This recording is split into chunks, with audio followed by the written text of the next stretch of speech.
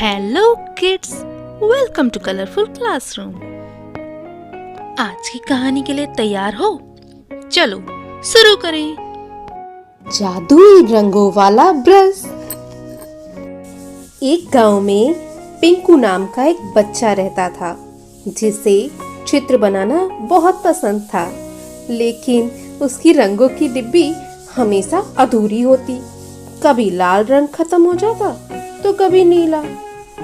एक दिन जब वह नदी के किनारे बैठकर एक पुराने ब्रश से पेंटिंग बना रहा था, तभी अचानक से पानी में एक चमकता हुआ सोने का ब्रश आया। पिंकू ने झट से उसे पकड़ लिया। जैसे ही उसने ब्रश उठाया, ब्रश बहुत चमकने लगा और धीरे धीरे बोल पड़ा, मैं एक जादुई ब्रश हूँ। मैं जो भी रंग बनाऊंगा वह हकीकत बन जाएगा। पिंकू पहले तो चौंक गया, फिर उसने जमीन पर एक सेब बनाया और सेब सच में आ गया। तब पिंकू को यकीन हुआ कि ये कोई मामूली ब्रश नहीं है। अब पिंकू ने अपनी सारी अधूरी चीजें पूरी की। उसने अपने और अपने दोस्तों के लिए नए नए खिलौने बनाए, किताबें बनाई और गांव वालों के लिए एक बहुत बड़ा हरा भरा बगीचा बनाया और गांव वाले उससे बहुत खुश हो गए। लेकिन जब ये बात गांव के एक लालची आदमी गुड्डू को पता चली, तो गुड्डू ने उसकी ब्रश को छीनने की कोशिश की। लेकिन जब गुड्डू उस जादुई ब्रश को छूने के लिए गया, तो गुड्डू खुद ही रंग बिरंगा हो गया। गुड्डू बहुत घबरा गया और वहां से झटपट भाग गया। पिंकू तो समझ गया कि इस जादुई ब्रश का सही इस्तेमाल करना बहुत जरूरी है। उसने इससे सिर्फ अच्छी चीजें बनाई और दूसरों की मदद की। बच्चों, इस कहानी से हमें ये सीख मिलती है, हमें अपनी प्रतिभा का सही उपयोग करना चाहिए और हमेशा दूसरों की मदद करनी चाहिए। अगली बार अगर कोई तुम्हें पुराना ब्रश दिखे, तो देखना कहीं वो जादुई तो नहीं है। Bye bye. जादुई घड़ी का रहस्य। एक छोटे से गांव में रोहन नाम का एक लड़का रहता था। रोहन को कहानियां सुनना और नई चीजें खोजने का बहुत शौक था। एक दिन गांव के बाहर वाले पुराने खंडर में खेलते हुए उसने एक पुरानी जादुई घड़ी पाई। घड़ी बहुत चमकदार और आकर्षक थी, लेकिन उसमें कोई समय नहीं दिख रहा था। जैसे ही रोहन ने घड़ी को छुआ, अचानक घड़ी में एक आवाज आई, यदि तुम मेरे 3 सवालों के जवाब दे सकोगे तो मैं तुम्हें एक अनोखा तोहफा दूंगा, लेकिन अगर तुम असफल रहे तो ये घड़ी तुम्हें हमेशा के लिए भुला देगी। रोहन थोड़ा डर गया, लेकिन उसका जिज्ञासु स्वभाव उसे रोक नहीं सका। उसने कहा, ठीक है, मैं तुम्हारे सवालों का जवाब दूंगा। पहला सवाल, घड़ी ने पूछा, वह चीज क्या है जो जितनी बांटोगे उतनी ही बढ़ती है? रोहन ने सोचा और फिर कहा, प्यार। घड़ी चमकने लगी और बोली, सही जवाब। दूसरा सवाल, ऐसी कौन सी चीज है जो सबके पास बराबर होती है, फिर भी कोई उसे देख नहीं सकता? रोहन ने कुछ देर सोचा और कहा, समय। घड़ी और तेज चमकने लगी। अब तीसरा और आखिरी सवाल था, ऐसा कौन सा रहस्य है जो तुम्हारे सामने होते हुए भी तुम देख नहीं सकते? इस सवाल ने रोहन को उलझा दिया। वह इधर उधर देखने लगा, लेकिन जवाब तो उसको समझ में नहीं आया। तभी उसने आसमान की ओर देखा और कहा, भविष्य। घड़ी की चमक इतनी तेज हो गई, रोहन को अपनी आंखें बंद करनी पड़ी। जब उसने आंखें खोली तो वह खंडहर अब एक सुंदर बगीचे में बदल गया था।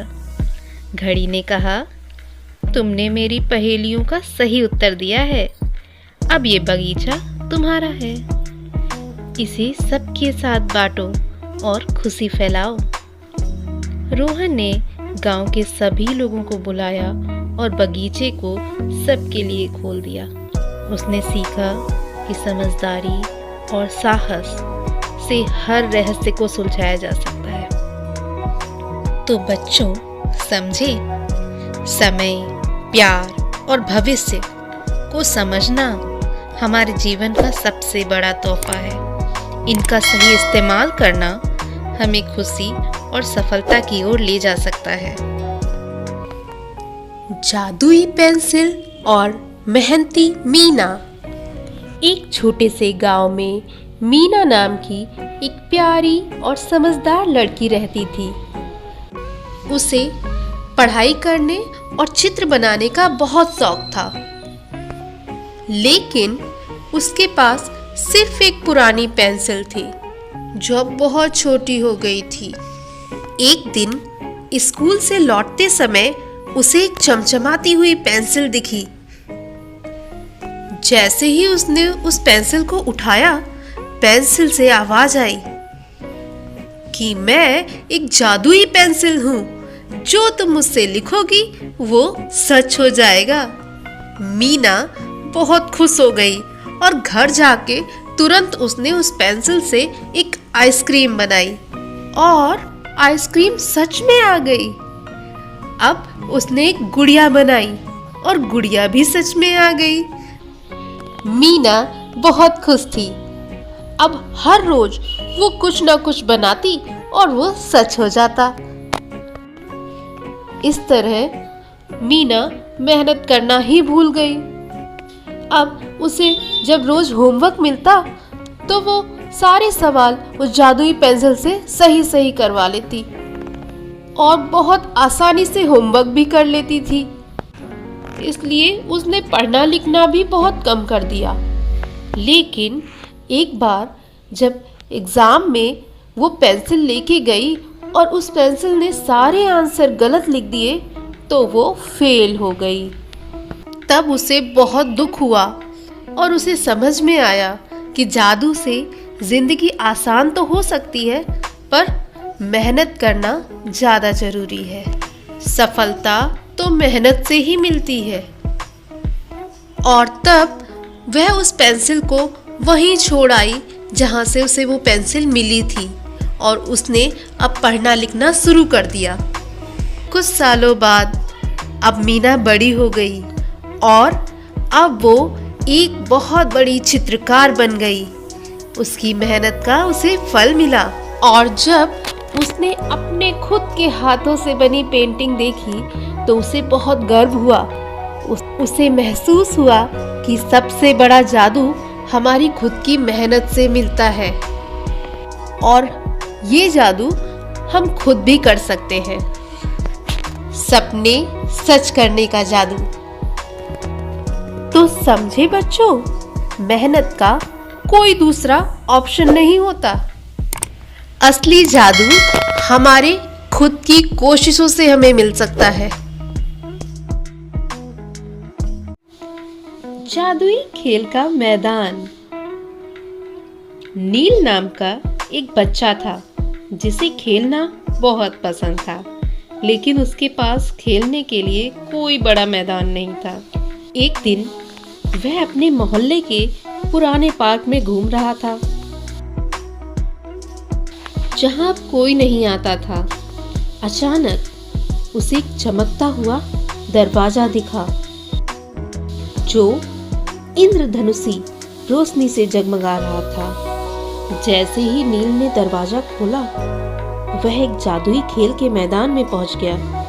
वहां झूले बादलों पर झूलते थे और फिसल पट्टी इंद्रधनुषी रास्तों से बनी थी और चारों ओर मीठी खुशबू वाले फूल खिले थे।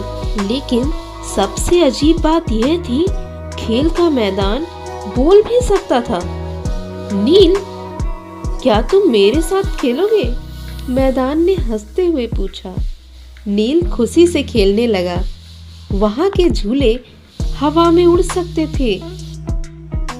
ट्रैम्पोलिन उसे तारों तक उछाल सकते थे और फिसल पट्टी कभी खत्म ही नहीं होती थी। वह घंटों खेलता रहा जब तक कि सूरज ढलने लगा। जाने से पहले मैदान ने कहा, तुम जब चाहो वापस आ सकते हो, लेकिन याद रखना, सच्ची खुशी दोस्तों के साथ खेलकर ही मिलती है। अगले दिन नील अपने दोस्तों को लेकर वहां गया, लेकिन उसे कोई जादुई दरवाजा ही नहीं दिखा। मगर उसने सीखा कि असली जादू तो दोस्तों के साथ खेलने और खुश रहने में ही है। जादुई घड़ी और समय की कीमत। राजू एक होशियार लेकिन बहुत ही आलसी लड़का था। उसे हर काम कल पर टालने की आदत थी। मम्मी जब भी उसे पढ़ने को कहती तो वो कहता, थोड़ी देर में पढ़ लूंगा। पापा कहते, बेटा समय की कीमत समझो। लेकिन राजू हंस कर कहता, समय तो बहुत है। एक दिन उसे रास्ते में एक चमकती हुई घड़ी मिली। घड़ी ने कहा, मैं एक जादुई घड़ी हूँ, मैं समय को आगे पीछे कर सकती हूँ। राजू तो बहुत खुश हो गया। अब वो स्कूल का समय भी आगे कर देता था। पढ़ाई का समय छोटा और खेलने का समय लंबा कर देता था। शुरू में तो बहुत मजा आया, बहुत सारी मस्ती, खेल और आराम ही आराम। राजू तो बहुत खुश था, लेकिन कुछ दिन में सब उल्टा पुल्टा होने लगा।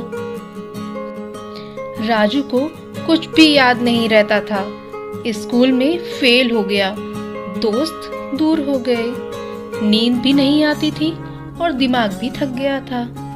राजू ने घड़ी से कहा, तूने तो मेरी जिंदगी ही बिगाड़ दी है। घड़ी बोली, मैंने कुछ नहीं किया, तुमने ही समय की कीमत नहीं समझी। राजू को बहुत ही पछतावा हुआ। उसने घड़ी को लौटा दिया और फिर से अपना समय अच्छे से बांटना सीख लिया। अब राजू समय पर पढ़ता और खेलता है और समय की कदर करता है। वो बन गया सबसे समझदार बच्चा। तो समझे, समय सबसे बड़ा धन है, इसे बर्बाद मत करो। जो समय की इज्जत करता है वही आगे बढ़ता है।